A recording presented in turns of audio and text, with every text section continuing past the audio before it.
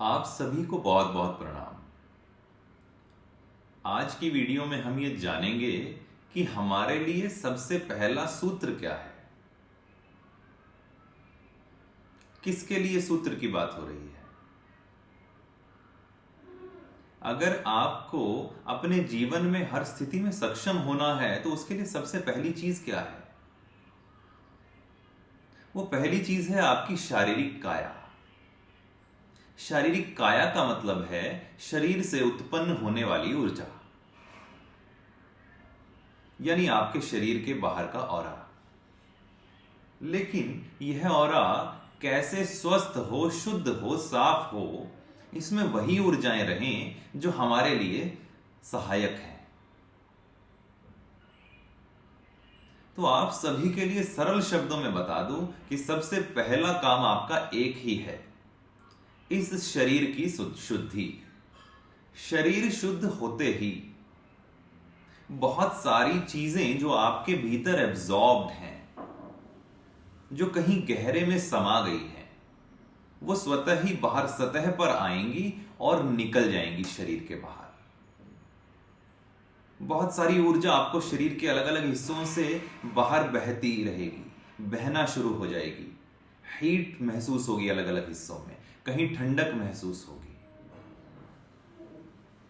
बहुत सारे लोगों का प्रश्न होता है, हमारे पांव से हीट निकल रही है, कभी एब्जॉर्ब हो रही है, कभी चेहरे से गर्मी निकल रही है। शरीर के विभिन्न अंगों से हीट निकलती है और एब्जॉर्ब होती है। ऐसे ही ठंडक निकलेगी और ठंडक महसूस होगी, यानी शरीर के भीतर की किसी लेयर में कुछ बदलाव हो रहे हैं।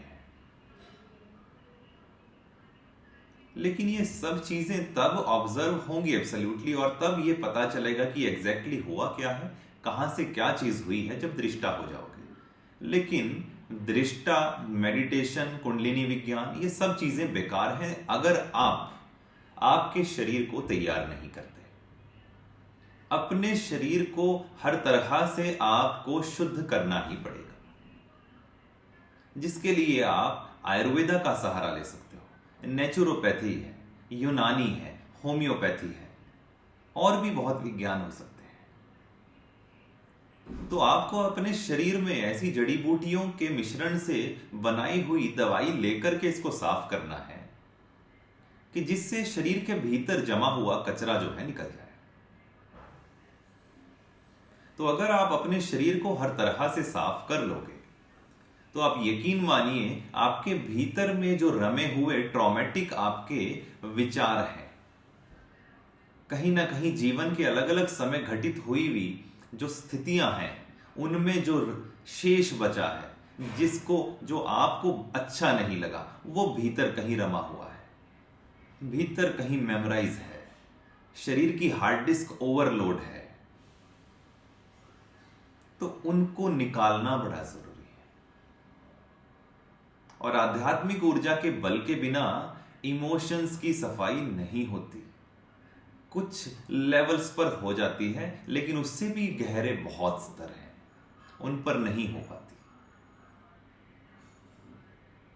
तो आपको ये देखना है कि आप किस प्रकार से अपने शरीर के ब्लड की सफाई कर सकते हो, शरीर के अंगों की सफाई कर सकते हो, और शरीर को स्वतः उसके नेचुरल स्वभाव में या नेचुरल फ्लो में ला सकते हो, क्योंकि यहीं से यात्रा शुरू होगी।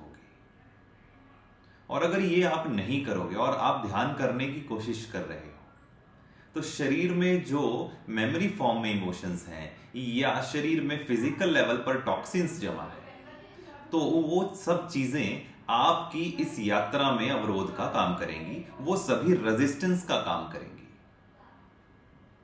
तो आपको रेजिस्टेंस हटानी है। शरीर से रेजिस्टेंस हटते ही आप स्वयं में स्थित हो जाओगे। अब आप जो भी चीज प्लान करोगे वो स्वतः होने लगेगी, और आपको सही समय से चीजें याद आने लगेंगी। किसी भी चीज को अलग से स्पेशली मेमोराइज करने की जरूरत नहीं पड़ेगी। जब जो चीज आपके लिए सही होगी वह स्वतः ही आपके सामने आएगी, स्वतः ही याद आएगी, स्वतः ही वैसे लोग जुड़ने लगेंगे, स्वतः ही आपके आसपास का वातावरण बदल जाएगा। लेकिन आपको अपने शारीरिक स्तर पर बहुत ज्यादा काम करने की जरूरत है। बहुत सारी ऐसी सत्ताएं हैं जो आपको ध्वस्त करने में लगी हुई हैं, और बहुत सारी ऐसी व्यवस्थाएं हैं ब्रह्म की, इस आकाश की, जिसमें हम हैं ऑलरेडी, वैक्यूम जो है, जो आपको पोषण करने के लिए तैयार है, आपका हर तरीके से साथ देने के लिए तैयार है।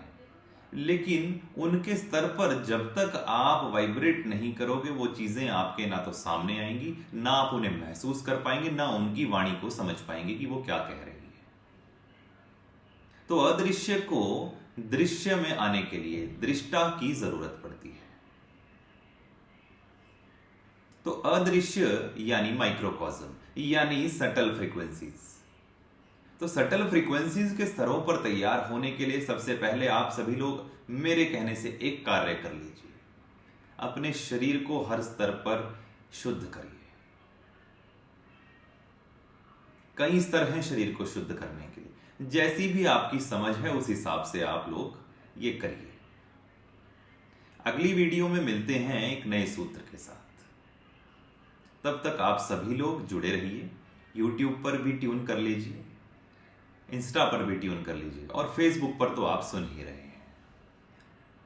आप सभी लोगों के लिए जो भी मैं अपने स्तरों पर कर पाऊंगा वो मैं करने के लिए तैयार हूं, और जहां प्रभु की मर्जी नहीं है वहां मैं भी कुछ नहीं कर सकता, क्योंकि प्रभु ने ये सारा सिस्टम रचा हुआ है, और काल की मर्जी के बिना यहां पत्ता भी नहीं हिलता। इस बात में बहुत लोग बिलीव करते हैं और बहुत लोग नहीं करते हैं, लेकिन जब तक इसका बोध या आपको आत्मसात नहीं होती आध्यात्मिक ऊर्जाएं, तब तक आप अंधेरे में ही रहते हो। तो अंधेरे से बाहर निकलने के लिए आपको प्रयास करना पड़ेगा। आप सभी लोगों का बहुत बहुत धन्यवाद सुनने के। ओम परब्रह्म, ओम परब्रह्म, ओम परब्रह्म। जय गुरुदेव।